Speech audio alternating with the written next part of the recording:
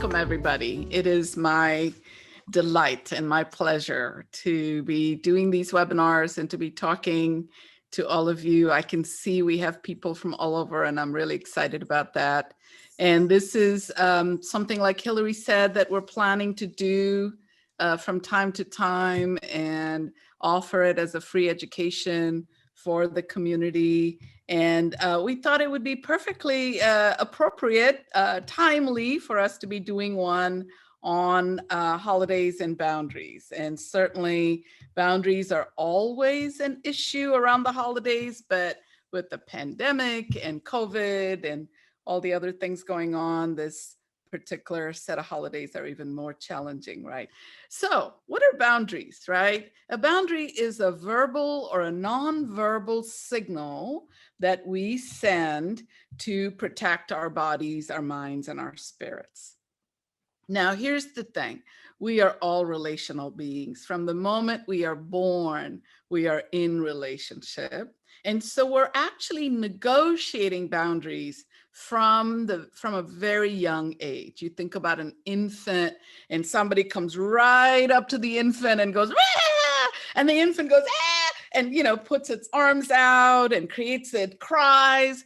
That's a boundary signal. The baby is saying, you got too close and you scared me and you really violated my space. And then you see when the child grows a little bit older at age 2 or 3 saying, let me, I'll do this, I'll do that, I can do this myself. These are all ways in which we protect our boundaries. And it's kind of automatic. And we'll talk a little bit about what's more automatic parts of it and what are some learned parts of it.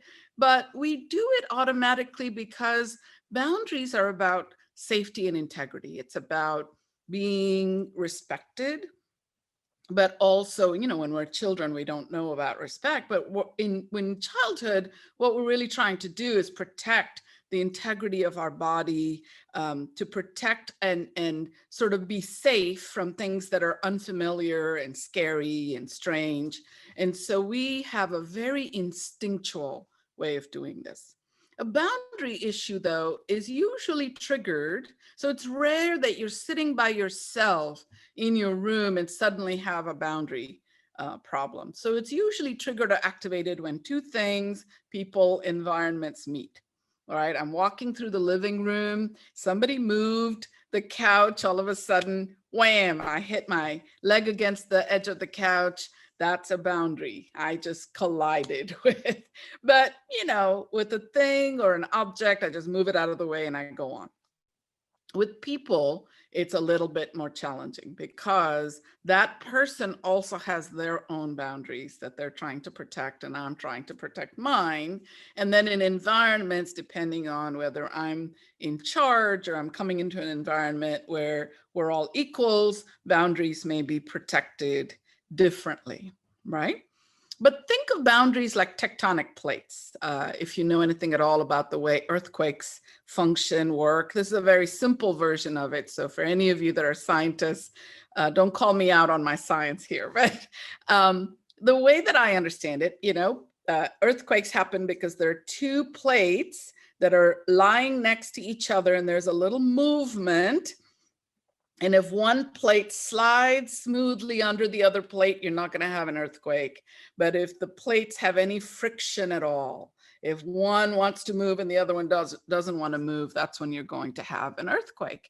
Because there's kind of this dividing line between this plate and this plate, and both of them are trying to move in a certain direction, and it's not possible. Human beings also negotiate boundaries very much in a similar way, although for human interaction, sometimes that the tectonic plates may not be quite so visible. It might be more like an imaginary fence around you that other people don't know about, and sometimes they only know about it when they've crossed it, right? Obviously, there's many different kinds of boundaries. We think of, I think of all of us having a primal boundary, an organic boundary. Usually you know that your primal boundary has been violated when there's a threat to your life, when you feel like something is coming at you and it's going to trigger some catastrophe, then all of your systems, all your organs, your nervous system, all activate to help you get out of the way, right?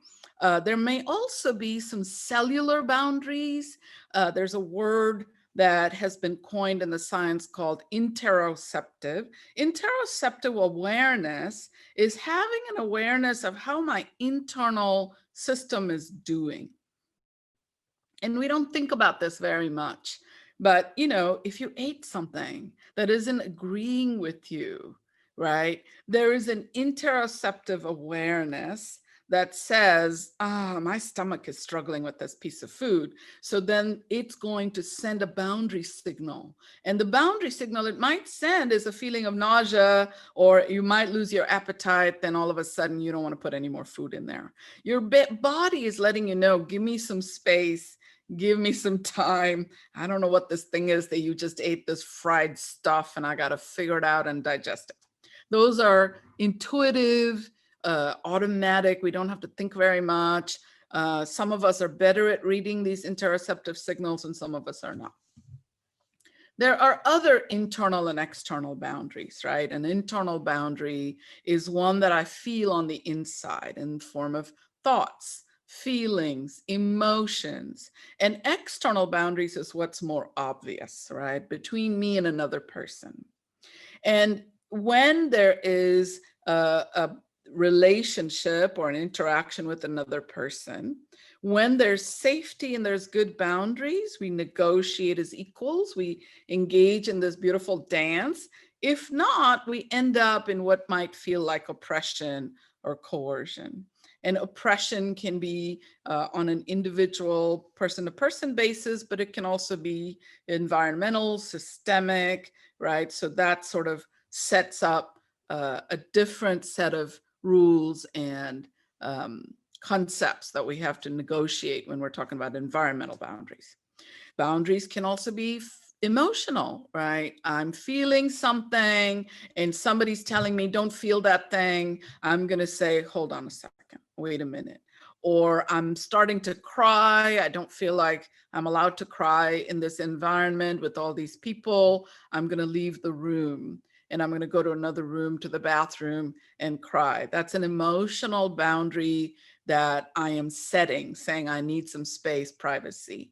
Physical boundaries, as you can imagine, we all understand, right? If somebody encroaches on my personal space, somebody touches me when I don't want them to touch me, somebody grabs me, tries to move my body, I'm going to assert a boundary. Babies do this from a very young age, and we do it all the way through into adulthood.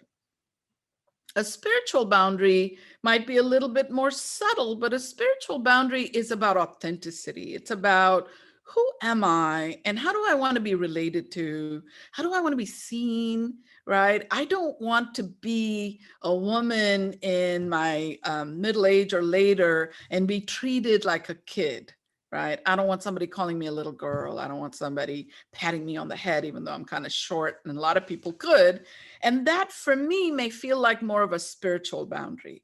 Like I've spent all these years growing up and being, mature, and I want you to treat me maturely. There might be other ways in which we have spiritual boundaries. Spirit boundaries are much more about, who am I? What's my integrity? What is my personality, character?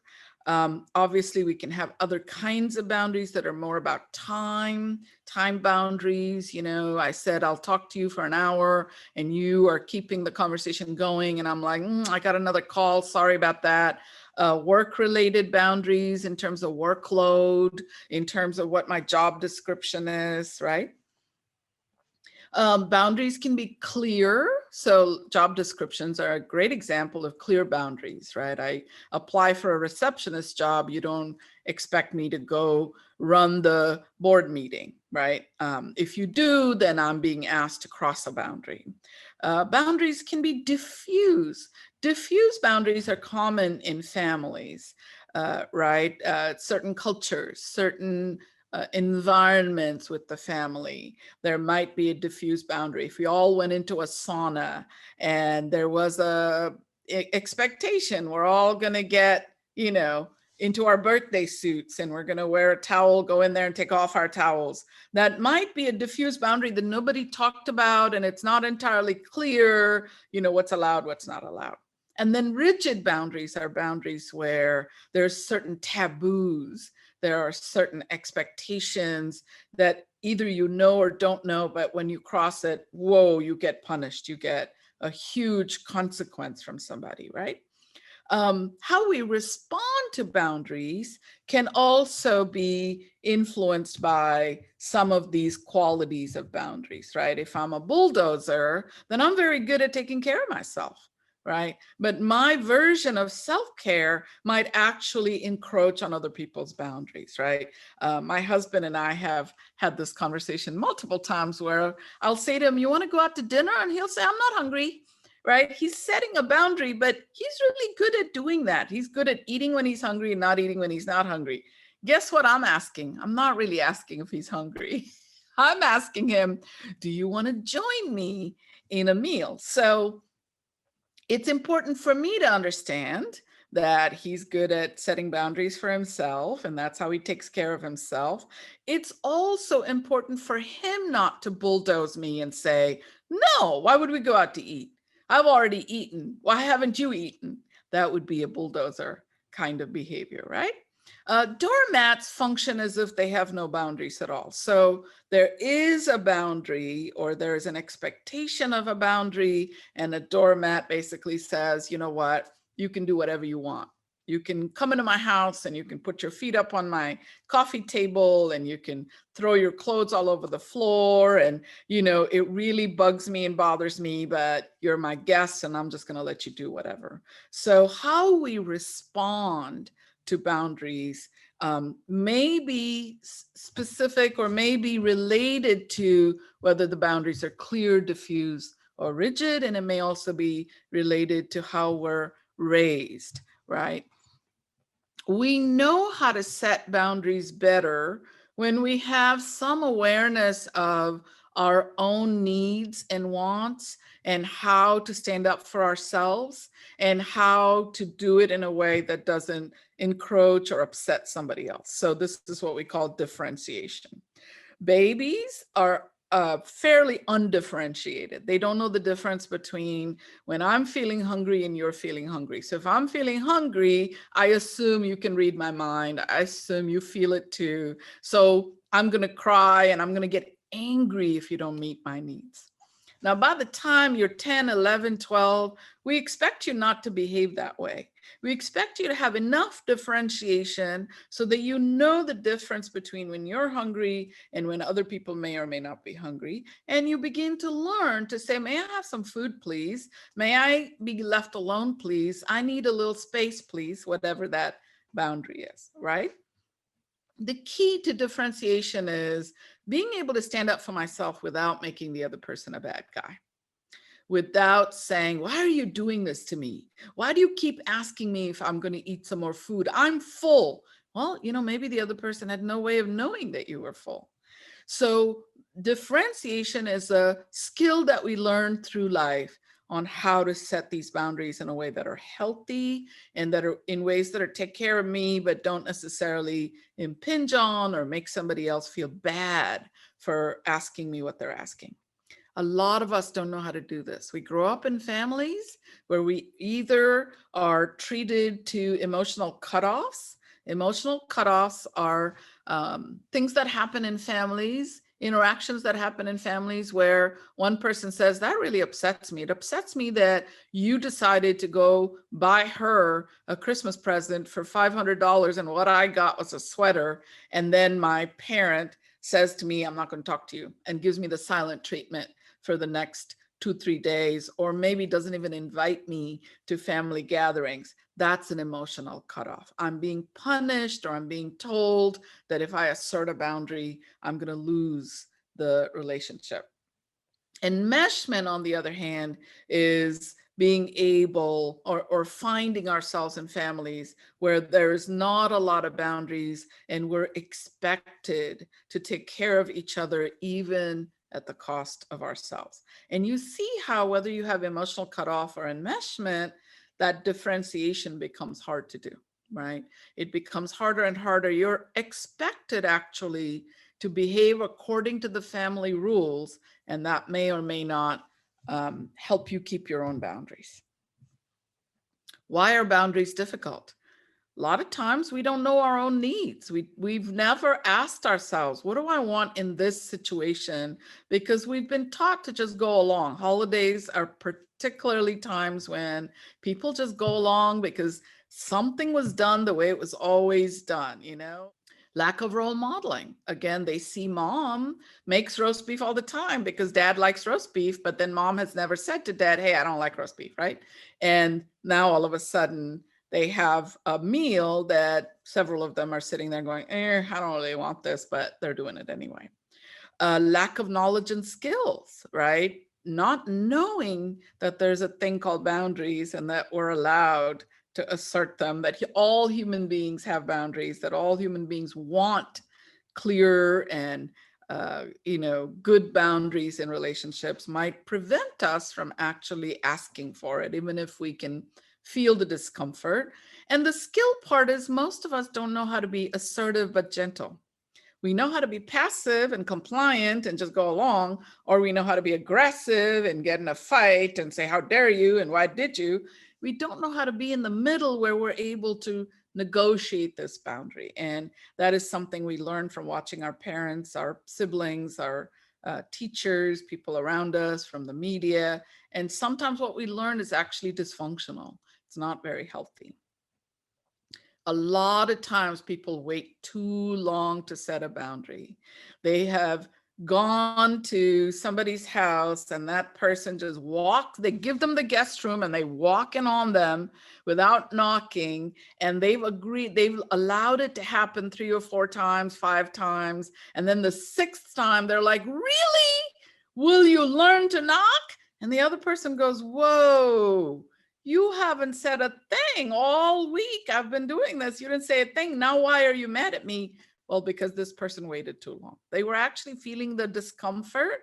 They were trying to be nice and agreeable. And that can be such a challenge. It's such a double-edged sword, right? Because sometimes being agreeable might mean that I'm really betraying myself. And then conflict avoidance. I think in a lot of families, especially around the holidays, everybody wants to have a good time. Everybody wants to just get along, even though there might be an uncle or an aunt that always gives a hug that lasts a little too long or wants to kiss everybody on the mouth. And everybody's like, oh, Auntie M is coming. And nobody wants to say anything because basically either mom has said, no, you can't say it, or everybody knows that if you say something, Christmas dinner is going to be a disaster. So conflict avoidance, being afraid of it, being afraid of displeasing someone is a very common reason why boundaries are difficult. And then the last part, and I'll come back to this if we have time, most of us don't know how to be impeccably honest, right? We have learned for a long time what we call social graces or courtesy or manners. But a lot of times those words imply being nice, agreeable, and not really being completely honest. Like you're eating a piece of pie and you have lactose intolerance and they just put a huge dollop of cream on there and somebody says to you, are you okay? And you go, yeah, I'm fine, thanks. We don't believe that we will be accepted for speaking our truth, right? And there's 3 kinds of truth. There's truth about the facts, right? Am I getting a too big a piece of cake, or, is this just right? I said, give me a sliver and you gave me a big pile. What am I going to do about that? Honesty about the feelings. How do I feel about the way you're treating me? And honesty about the fiction. And this is the hardest one. What's the story I tell myself about you, about the situation? What do I think you tell yourself about me? All of that prevents us from being impeccably honest. Impeccable honesty is what helps us feel safe in a relationship and makes it safe for us to ask for what we want and for the other person to do the same as well. All right. What happens when we learn how to set boundaries? Lots of good stuff. When we have relationships that are based on that kind of impeccable honesty, where people feel safe and courageous and accepted for setting boundaries, they're going to have more relaxation and peace of mind. Makes a lot of sense, right? They're going to feel more acceptance and adaptation to what is rather than what we wish it was. So boundary setting doesn't always mean that I call my mom and I say to her, please do not make your apple pie. And then certainly don't make everybody eat the darn apple pie. And then she says, but your dad loved my apple pie and your brother Bob's just sings the praises. And you know, Bob hates her apple pie and doesn't want to make a fuss, right? And so what happens is, if you can negotiate the boundary, if you can say to her, okay, guess what? I'm not going to speak for Bob or Dad. I'm going to just speak for myself and say, if you want to make the apple pie, go ahead, but please don't force me to eat a slice. And she says, fair enough. Don't make me not make the apple pie, but I won't make you eat it. Now you're going to be able to go there and hang out and watch her feed Bob and watch Bob say, it's fine, thanks. It's really delicious. And you know, privately, he's really mad at himself. But you know what? You set the boundary, you negotiated, you're going to feel perfectly accepting. And you're going to adapt to the circumstances. A lot of times, boundaries don't mean we get what we want. It just means that I'm willing to accept your influence, you're willing to accept mine. We often feel better about ourselves when we set boundaries. There's an authentic self-pride. It's not grandiose and it's not fake. It's basically saying, look, I am standing up for myself in a way that makes me feel really happy to be here and makes me feel good about myself. So that's going to show in the way I interact, right? And then conserving emotional energy. Once I've set a boundary or negotiated a boundary and my mom has said, okay, I'm not going to feed you the apple pie, I really am released from the tension and the stress and anticipating when is that apple pie coming and I'm going to be forced to eat it. So I'm actually much more relaxed throughout the experience, right? Now I know what to expect. And then, of course, not all about dinners and food. I must be hungry or something. If you're thinking about work and you're thinking about other social situations, when we set boundaries, we feel more independence to be ourselves. We feel more personal agency. I already asked you for what I want. You respected it. Now I feel better about asking you. I also trust, since you respected what I asked for and accepted my influence, that you might ask me for something and I would be more than happy to honor what's important to you. So there's this feeling of personal agency and mutual agency and a sense of self-efficacy. Hey, I'm good at this. I said that in a good way. I got, my boss to accept it. Now I'm going to feel like I can do this. And then obviously, when we set good boundaries, we really free up our nervous system to relax, to appreciate, to feel joy and gratitude. So it makes everything so much better, right? Okay, let's get to tips and tools right here.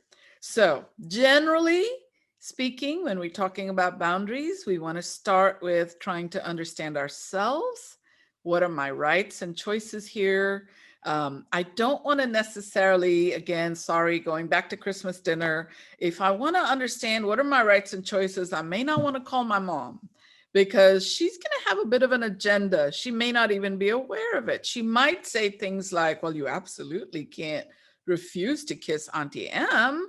I mean, that would just be terrible. She would be hurt for a long, long time.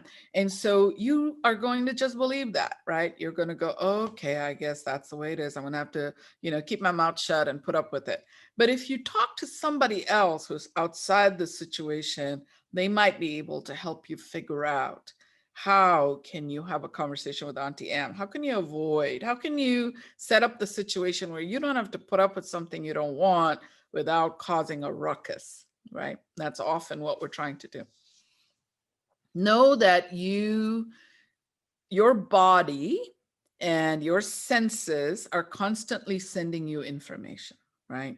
So for example, I tell people there's 5 different ways we make decisions. I think about a situation. Is this good for me? Is this not good for me? Well, my brain, my mind, my conscious mind is actually quite fickle. It can convince me today this is good for me and that it's not good for me tomorrow. I make decisions with my heart. That's also a little bit fickle, but not as much as my mind. I might change my heart. I make decisions based on what we call a proprioceptive awareness. I walk into a room and I know before my mind can actually think about it, whether or not I feel safe here, whether or not I feel comfortable here. And often it may not be a real thought or feeling, it might be more like a felt sense. And then I make decisions. A lot of times we tend to ignore that because it's subtle signals. Another way that we make decisions is through our interoceptive awareness. Interoceptive awareness is more about how am I feeling before I walk into the room. Proprioceptive is what's this environment feel like. And then finally, our intuition. Turns out our intuition is the best place to know, right? What your limits and capacities are, to know what you really need out of a situation, because your intuition or your gut is actually gathering information from your brain, from your heart, from your senses, and it's putting it together. And it's kind of integrating all of the information. So your intuition needs a little bit of space and quiet and a little bit of, what's the word, aloneness or self reflection, self mindfulness. That's another way to say it, before it'll tell you, right? So if you're going to be dealing with a difficult situation, give yourself the gift of maybe taking a walk by yourself and imagining yourself in the situation and just going through in your mind all the players in the situation and figuring out, what am I going to want here? What are my limits? What are my capacities? What am I willing to put up with? What am I not willing to put up with?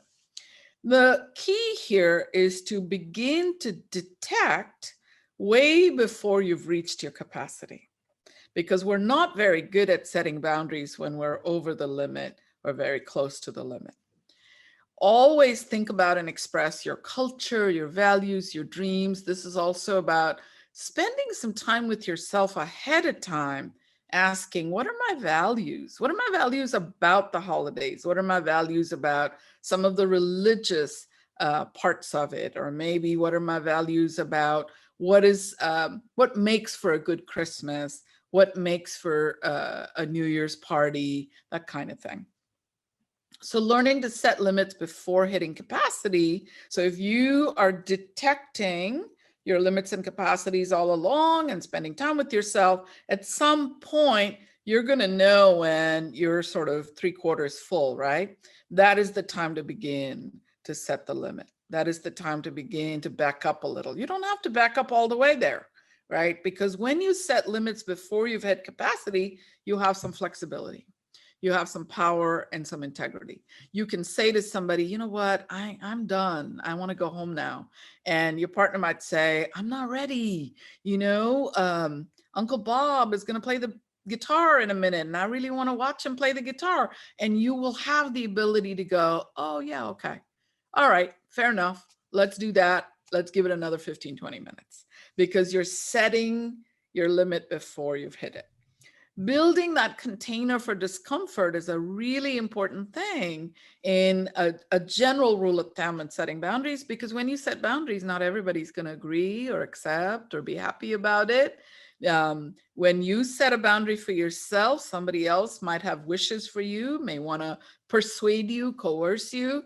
And so you have to be able to tolerate the discomfort. We call that carrying capacity or window of tolerance, but tolerating the discomfort of standing up for myself in a way that's very gentle would be an important thing to learn to do.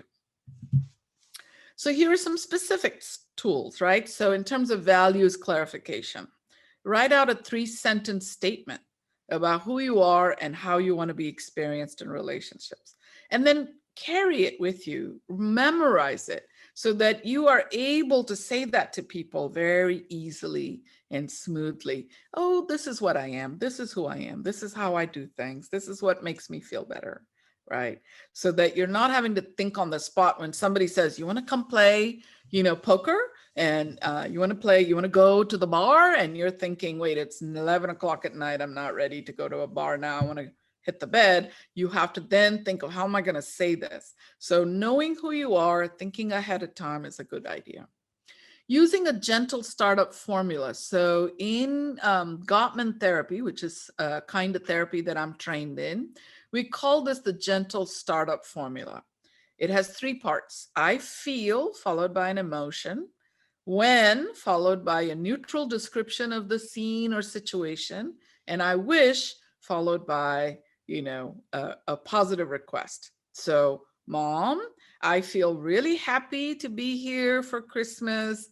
However, I'm feeling really uncomfortable about being asked over and over and over again to perform for everybody. I don't mind doing it once, but when we were sitting in a group and I was asked to perform and I said no, I really was hoping, what I would really like is when I say no during those times, that people let me choose and say, okay, whenever you feel like it would be okay. So that would be a gentle startup formula. A video game analogy for setting boundaries. Think about video games, right? They don't have emotional hooks. They're not upset if you don't play the game or if you stop the game halfway through. They also don't get upset if you win a level too easily. There's no guilt inducement, right? But there's a firm and persistent boundary. Unless you do this, this, and this on level 1, you don't get to go to level 2. Or if you go to level 2 and you do these mistakes, your character is going to die. It doesn't really care. It doesn't have a lot of emotional baggage attached to that. On the other hand, if you do it right, if you go to that level and you do all the right things, it gives you lots of rewards and kudos. You get all kinds of bells and whistles, might get special treasures. So a video game analogy for setting boundaries is a good one to keep in mind. Think about who has authority and power in the situation.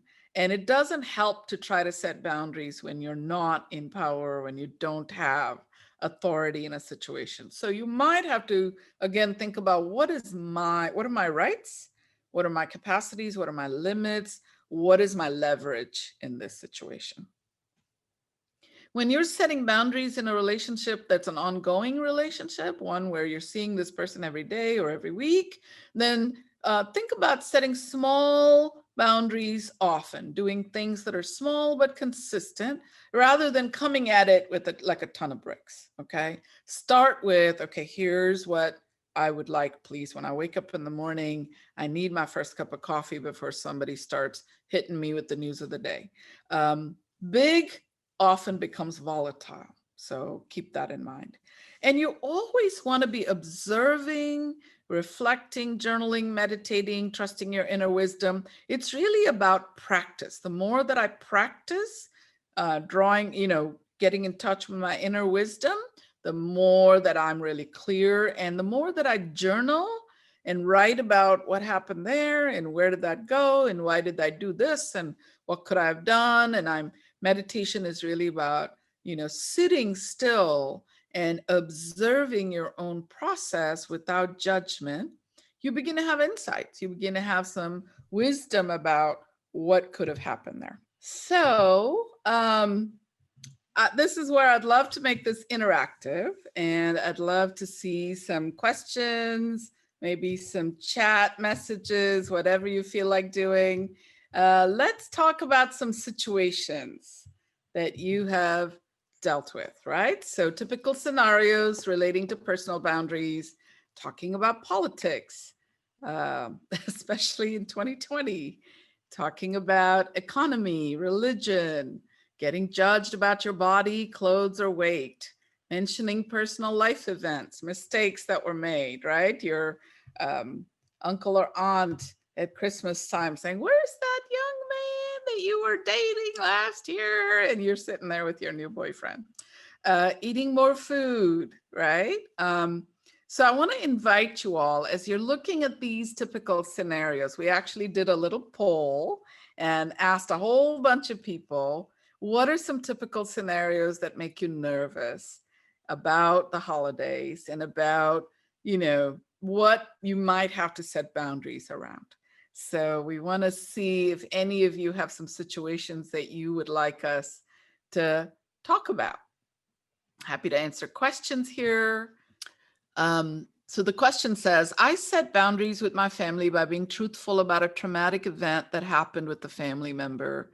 And now my family thinks I'm lying about it. Oh, and I'm being treated as if I'm canceled by my own sisters and my dad. How do you recommend dealing with the negative reactions from others when setting your own boundaries?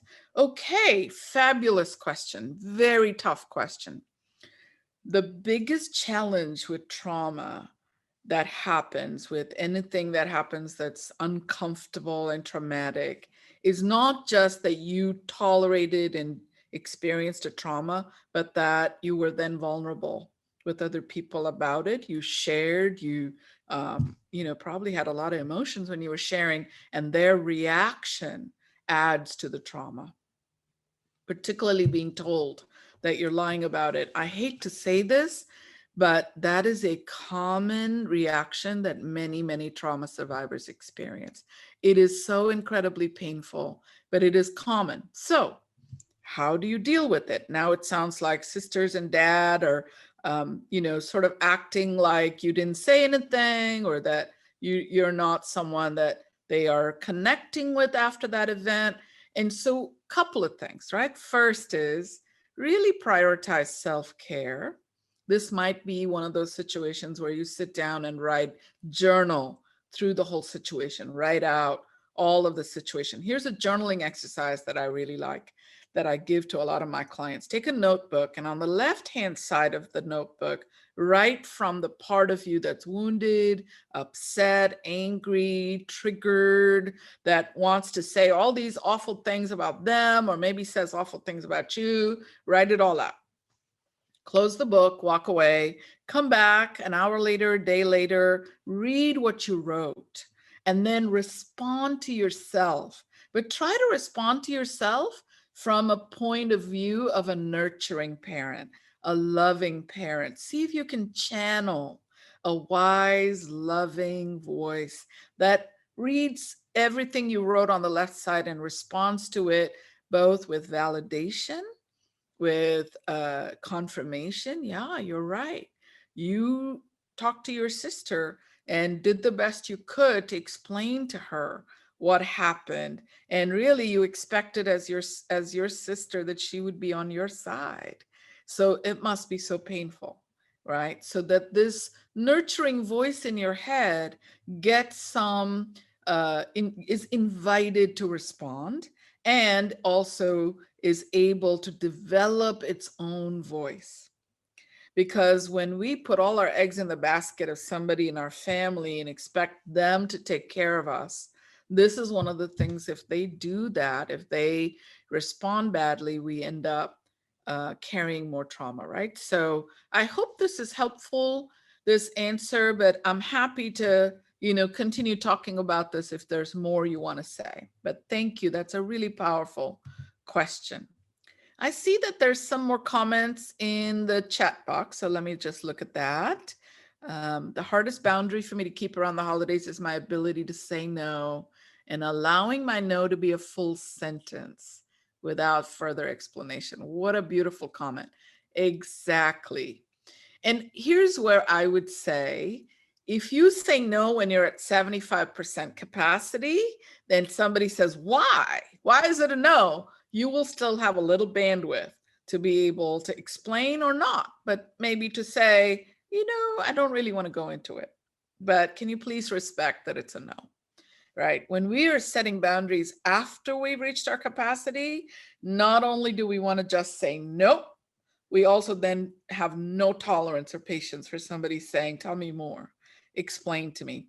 And there might be times when a particular person says, I'd like to know why it's a no, and you actually want them to understand. And there might be other situations where, even if you're in a great mood, this is not somebody that you would provide an explanation to, because they're going to argue with you. They're going to try to argue you out of the no, right? So you need to understand your circumstances as well.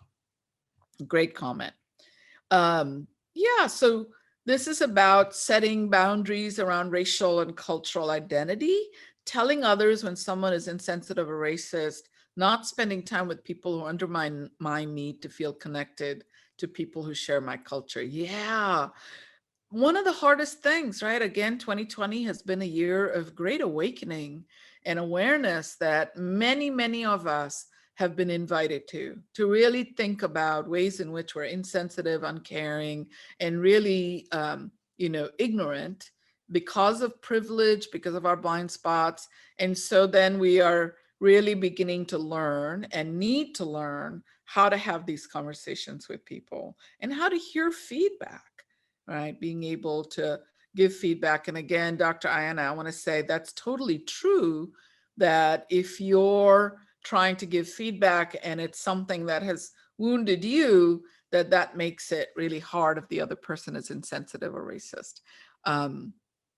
Setting boundaries about clients and companies I work with who have exhibited racist thoughts and values. And this is one of those places where that authentic self-pride, knowing who you are, knowing how you want to be experienced in the world, really helps you hold on to your own differentiation, right? Hold on to, this is who I am, and it's okay if I'm not working with this company or with this client. And it's not necessarily that this person doesn't deserve somebody to work with, but doesn't have to be you. We have another question in the Q&A box. After I kindly set a boundary surrounding politics, I feel that a family member has isolated me and cut me off. How to navigate the relationship when they're offended to boundaries. Yeah, this is a great example of an emotional cutoff, right? So your job is to figure out how to stand up for yourself without making the other person a bad guy. That doesn't guarantee that they're not going to make you the bad guy. So that may be what's going on here. Um, Again, start with talking to somebody outside of this situation who doesn't have an agenda or a bias, and talk through the whole situation.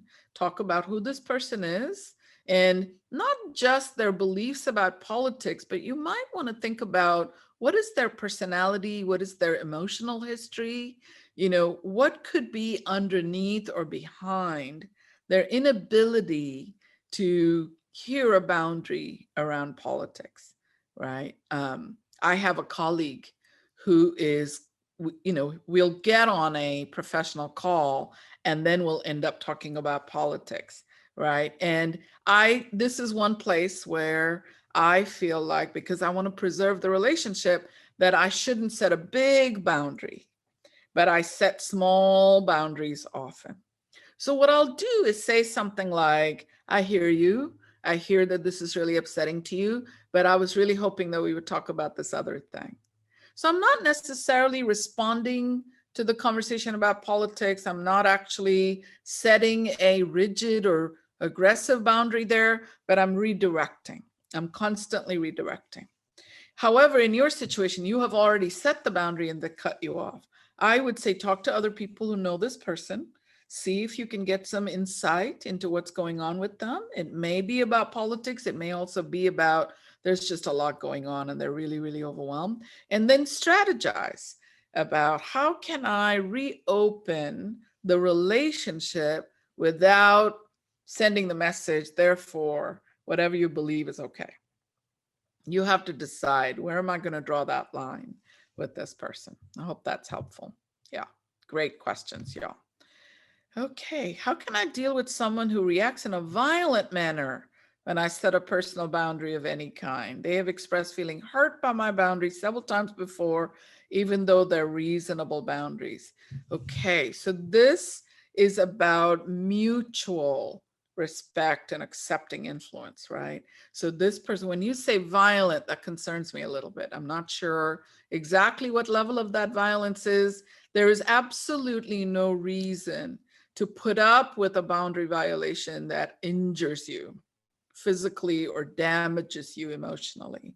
So if there's something about this person where they're hurt by your boundary setting because they're not getting their way, that might be one one thing to consider in whether or not you're going to even talk to this person or deal with them, right? Depends on whether you can sort of not be in this relationship anymore. You haven't told me enough to know what kind of relationship this is. But if this person is reacting in a really aggressive manner, then they're taking your boundary setting very personally. And so one thing I might do when they're not in that really angry place is say, let's talk about that, to have a repair conversation where we're able to process what happened back there, right? How did you hear when I set this personal boundary? What did you think that meant? What did you think I was saying? And why did that trigger you so much? Any tips for empaths? Great question. We should probably do a whole webinar on empaths. I will tell you, the first thing is empaths are people who have porous skin. And so what happens is if you don't take care of yourself ahead of time, you're showing up with a lot of gaping holes in your skin. Everything other people are saying and doing is going to get right in, right? And then very quickly, you're going to feel really burdened, overwhelmed, piled on, whatever, right? And so what I would suggest is, if you know that you're an empath, there's actually a wonderful book called A Survival Guide, Empaths Survival Guide. I'm not remembering the author right now. I apologize. AJ might be able to find that out and send you, but it's called the Empath Survival Guide. And in that, the author has several really wonderful tools for how to take care of yourself as an empath. A lot of what you're doing as an empath is really shoring up your boundaries ahead of time and releasing anything like, I'm an emotional sponge. So right after I've been in a social situation, I sometimes have to do things to really release other people's emotions and other people's issues so that I'm not carrying it around. Okay, so that might be something to do. Okay, I think we actually may have talked about a lot of this. Here's a couple more scenarios to think about. Again, the idea is going back to some of our tips and tools, right? How can you set a boundary? Let me go back to these tips. How can you use a gentle startup? I feel about what and I want. How can you really behave like a video game, right? No emotional hooks. I'm going to just be clear, neutral, and persistent. And if you respond to my boundary setting in a positive way, I'm going to give you lots of rewards, and I'm going to let you know how appreciative and how much gratitude I have. Thinking about who has authority. I think the person who came out to their sister about the trauma, think about who has authority and power in the situation. What you don't want to do is re-traumatize yourself. And then I think with the question about somebody reacting violently, think about small things often. How can you, instead of saying, no, I'm not going to Hawaii with you for Christmas, how can you begin to think about small ways in which you're saying, I'd like you to respect that I really don't like to, turn the heat up. I really would like to keep it a little bit cooler in this room or whatever. So you're picking small things, little by little, you're really teaching this person that when you set boundaries, that doesn't mean you don't love them.